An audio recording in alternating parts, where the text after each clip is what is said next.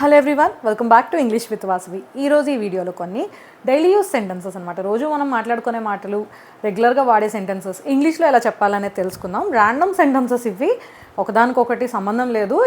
ఏదైనా మనం రెగ్యులర్గా వాడే మాటలు అనమాట. ఇవన్నీ కూడా వాడే సెంటెన్సెస్.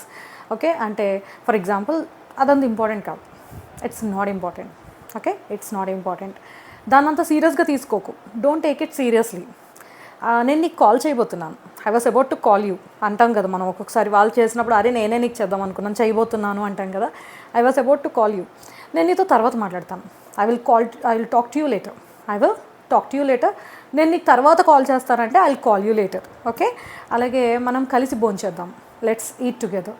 కలిసి భోంచేద్దామా అని అడగాలంటే షల్ వి ఈట్ టుగెదర్. ఇదో క్వశ్చన్ మార్క్ వస్తుందన్నమాట. షల్ వి ఈట్ టుగెదర్ అంటే కలిసి తిందామా.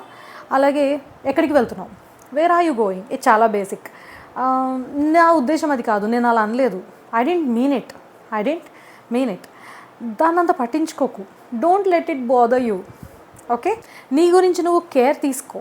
దీన్ని ఏమని అంటారు ఇంగ్లీష్లో? నాకు కమెంట్స్లో రాయండి. Thank you for watching. Have a good day.